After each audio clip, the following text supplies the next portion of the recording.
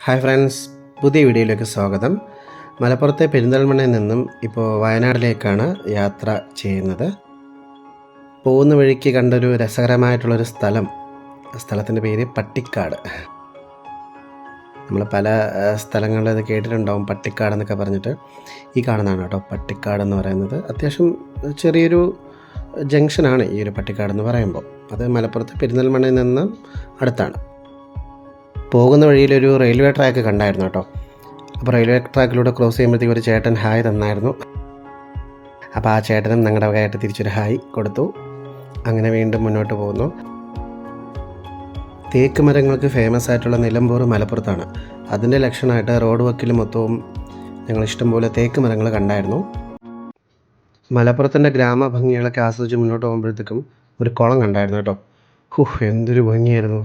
തെളിഞ്ഞ വെള്ളവും അവിടെ കളിക്കുന്ന കുറേ കുട്ടികളൊക്കെ കണ്ടായിരുന്നു. ഞങ്ങൾ അവരോട് ചാടാനൊക്കെ പറഞ്ഞു. അപ്പോൾ അവർക്ക് ആദ്യം കുറച്ച് മടിയായിരുന്നു, പിന്നെ അവരങ്ങ് ചാടി. എന്ത് രസമായിരുന്നു! തെളിഞ്ഞ വെള്ളവും ടിപ്പിക്കൽ കേരള നാട്ടിൻപുറം കണ്ടപ്പോൾ ഭയങ്കര കൊതിയായി. അവിടുന്ന് മുന്നോട്ട് പോയി ഈ കാണുന്നത് ചാലിയാറാണ്.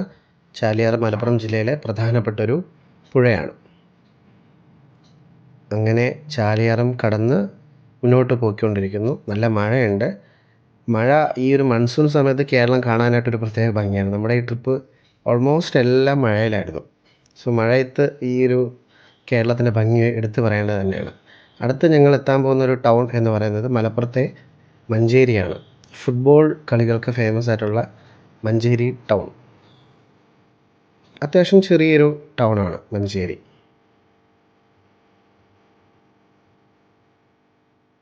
മഞ്ചേരി പട്ടണം സ്ഥിതി ചെയ്യുന്നത് കടലുണ്ടി പുഴയുടെ തീരത്താണ്. അങ്ങനെ മഞ്ചേരിയിൽ നിന്നും ഞങ്ങളൊരു ജ്യൂസൊക്കെ കുടിച്ചായിരുന്നു. സോഡ ലൈം ജ്യൂസൊക്കെ കുടിച്ചായിരുന്നു. കാരണം യാത്ര ചെയ്യുന്ന സമയത്ത് എപ്പോഴും ഈ ഒരു റിഫ്രഷ്മെൻറ്റ് അത്യാവശ്യമാണ്. ഇനി അടുത്ത് വരാനുള്ള സ്ഥലം എന്ന് പറയുന്നത് മുക്കം ആണ്. കോഴിക്കോട് ജില്ലയിലെ മുക്കം. ഈ കാണുന്നത് ഇരുവഴിഞ്ഞി പുഴയാണ്. എന്ന് നിൻ്റെ മൊയ്തീൻ സിനിമ കണ്ട എല്ലാവർക്കും ഈ ഒരു പുഴയും ഇതിൻ്റെ പശ്ചാത്തലമൊക്കെ നന്നായിട്ട് അറിയാമായിരിക്കും. ഇതാണ് മുക്കം. നമ്മുടെ കാഞ്ചനമാലയുടെയും മൊയ്തീൻ്റെയും പശ്ചാത്തലം പറഞ്ഞ ആ ഒരു മുക്കം. മുക്കത്തിനടുത്ത് വെച്ചിട്ട് വഴി കണ്ടൊരു ഹെൽമെറ്റ് ഷോപ്പിൽ നിന്നും ഹെൽമെറ്റ് എന്ന ചെറിയൊരു റിപ്പയർ ഉണ്ടായിരുന്നു. അത് ചെയ്തിട്ടുണ്ടായിരുന്നു. മുക്കം എന്ന് പറയുന്നത് കോഴിക്കോട് ജില്ലയുടെ ഒരു പ്രധാനപ്പെട്ട ഒരു മുനിസിപ്പാലിറ്റിയാണ്. ഏകദേശം ഒരു 20-25 കിലോമീറ്റർ അകലെയാണ് കോഴിക്കോട് ടൗണിൽ നിന്നും. അടുത്തിപ്പോൾ നമ്മൾ അടിവാരം ഏരിയയിലേക്കാണ് എത്തിയിരിക്കുന്നത്. നമ്മളിപ്പോൾ വയനാട്ടിലേക്കുള്ള യാത്രയിലാണ്. സോ വഴിയരികിൽ ഒരു അത്തിമരം കണ്ടായിരുന്നു. ഇംഗ്ലീഷിൽ ഫിഗ് ഫ്രൂട്ട് എന്ന് പറയും. ഇത് നല്ല വിലയുള്ളൊരു ഫ്രൂട്ടാണ്. പല സിറ്റികളിലും നല്ല വിലയുള്ളൊരു ഫ്രൂട്ടാണ്. പക്ഷേ ഇത് വഴിയരികിൽ ഇങ്ങനെ കാഴ്ച നിൽക്കുന്നത് കണ്ടപ്പോൾ വല്ലാത്തൊരു കൗതുകം തോന്നി. അങ്ങനെ ഞങ്ങൾ താമരശ്ശേരി ചുരത്തിലേക്ക് പ്രവേശിച്ചിരിക്കുന്നു. ഇതിലാകെ 9 hair pin കർവുകളാണുള്ളത്. മൊത്തം 14ഓളം കിലോമീറ്ററാണ് ഇതിൻ്റെ ദൂരം.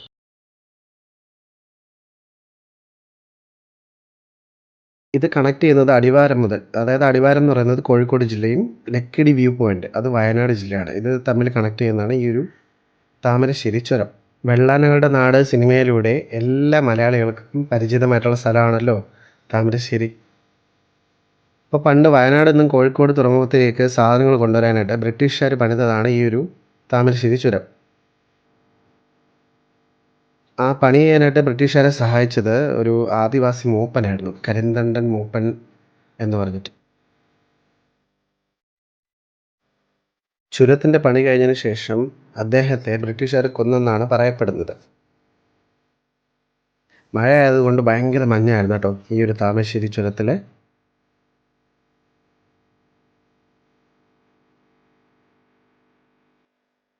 അങ്ങനെ ഇപ്പോൾ വയനാട് ജില്ലയുടെ കവാടം എത്തി. വെൽക്കം ടു വയനാട് ബോർഡൊക്കെ കണ്ടു. നല്ല മഞ്ഞുണ്ട് കേട്ടോ. മഴ ആയതുകൊണ്ട് നല്ല മഞ്ഞുണ്ടായിരുന്നു.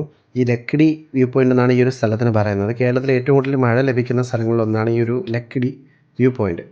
അത് കഴിഞ്ഞ് വയനാട് ജില്ലയിലേക്ക് പൂർണ്ണമായിട്ടും പ്രവേശിച്ചു കഴിഞ്ഞപ്പോഴത്തേക്കും മഴയൊക്കെ ഇത്തിരി കുറഞ്ഞായിരുന്നു കേട്ടോ.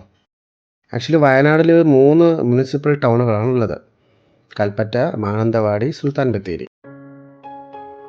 അതിലിപ്പോൾ ഞങ്ങൾ പൊയ്ക്കൊണ്ടിരിക്കുന്നത് കൽപ്പറ്റയിലേക്കാണ്. കൽപ്പറ്റയാണ് വയനാടിൻ്റെ തലസ്ഥാനം. ഈ കാണുന്നത് പൂക്കോട് ലേക്കാണ്. ഞങ്ങൾ ആദ്യം എത്തിയ ഒരു ഡെസ്റ്റിനേഷൻ എന്ന് പറയുന്നത് പൂക്കോട് ലേക്കാണ്. ഇതാണ് ഇവിടുത്തെ ചാർജുകളും എമൗണ്ടൊക്കെ. അവസാനം ഇപ്പോൾ കൽപ്പറ്റ ടൗണിലെത്തി. കൽപ്പറ്റ ടൗൺ നല്ലൊരു ചിൽഡ് ക്ലൈമറ്റാണ്. നല്ല രസമുണ്ട് കേട്ടോ ടൗൺ കാണാനൊക്കെ. ഭയങ്കര രസമുണ്ടായിരുന്നു. ചായയൊക്കെ കുടിച്ച് ഒരു വടയൊക്കെ കഴിച്ച് അവസാനം ഞങ്ങളുടെ റിസോർട്ട് കണ്ടുപിടിച്ചു. ഈ ഒരു റിസോർട്ടിലാണ് കേട്ടോ ഞങ്ങളിനി ഒരു 2 ദിവസത്തേക്ക് ഉണ്ടാവുന്നത്. സോ ബാക്കി വയനാടൻ വിശേഷങ്ങളൊക്കെ ഇനി വഴിയേ വരും. Thank you.